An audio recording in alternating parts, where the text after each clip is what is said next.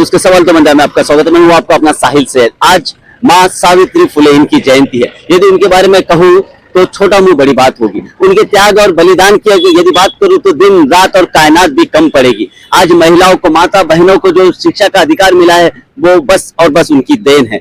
उनके जो एहसान है, उनके जो त्याग और बलिदान है वो हम ताउम्र नहीं भूल सकते।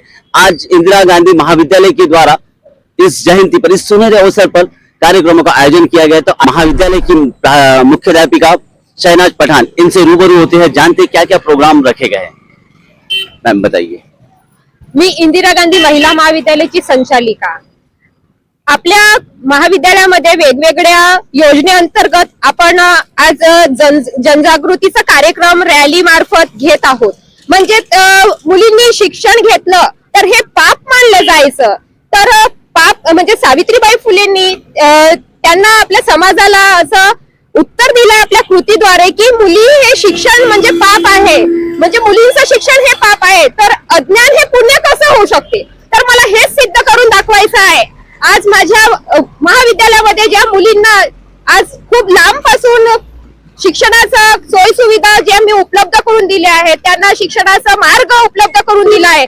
मुली खेड्यापाड्यामधून, ग्रामीण भागामधून आज माझ्यापर्यंत मुली शिक्षणासाठी येत आहेत, तर त्या मुलींना कसं घडवायचं, कसं समोर न्यायचं, यातूनच मी मुलींना आज बाहेर काढून दाखवत आहे की मुलींना फक्त शिक्षणाचीच गरज नाही आहे, तर व्यक्तिमत्व विकास म्हणजेच विद्यार्थी विकास हे कसं असलं पाहिजे। फक्त शिक्षण, चूल आणि मूल एवढंच केल्याने होत नाही, तर सर्वांगीण विकास सुद्धा आपल्या जीवनात घडणं हे खूप आवश्यक आहे। म्हणजेच आपल्या महाविद्यालयामध्ये वेगवेगळ्या योजना उपलब्ध करून देणे, विद्यार्थ्यांपर्यंत ते योजनेचा लाभ उपलब्ध करून देणे। म्हणजेच आम्ही मागे रोजगार मेळावा राज्य सरकाराकडून निघालेल्या योजनेचा लाभ घेतला, तिथेही मुलींना नोकरीची संधी उपलब्ध करून दिली। मुलींना जे शिक्षणाचं जे लाभ भेटायला पाहिजे ते खरोखर आमच्या महाविद्यालयातर्फे आम्ही इथं देत आहोत। त्याचप्रमाणे मुलींना विद्यापीठाद्वारे कमवा शिकवा योजनेचा इथं योजना उपलब्ध करून दिली आहे। व्यक्तिमत्व विकास हे कसं घडावं, पर्सनॅलिटी डेव्हलपमेंट मुलींमध्ये कसं यावं, आणि मुलींनी फक्त शिक्षण घेतलं तर हे शिक्षणाचं त्यांना समोर जाऊन कसा लाभ घेता येईल आणि स्वतःच्या पायावरती कशा जिद्दीने ते समोर जातील, हे आपल्या सावित्रीबाई फुले यांनी आपल्याला सांगितलं आहे। सावित्रीबाई फुलेंचं म्हणणं काय होतं, तर त्यांचं म्हणणं हेच होतं, त्यांनी हेच प्रश्न केला होता की जर शिक्षण हे पाप आहे तर अज्ञान हे पुण्य कसं असू शकते। बघा, एकच मी सांगू इच्छिते की कपडे कितीही बदलता येतात,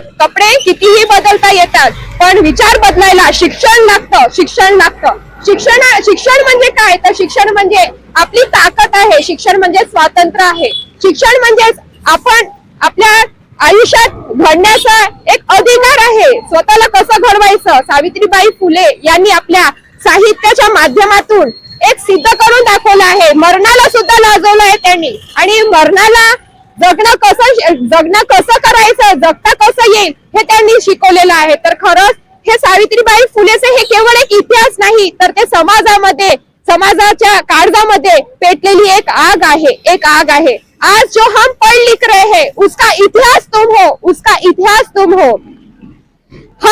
हर किताब में छुपा हुआ संघर्ष का विश्वास तुम हो।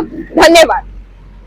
तो ये थे इंदिरा गांधी महाविद्यालय की मुख्याध्यापिका शहनाज पठान। इनके महाविद्यालय द्वारा काफी अच्छे प्रयास किए जाते हैं और उन्होंने बहुत ही कम शब्दों में बहुत ही अच्छा अपनी बात रखी है। माँ सावित्री फुले की आज जयंती है। आप सभी को इस जयंती की बहुत बहुत बधाई।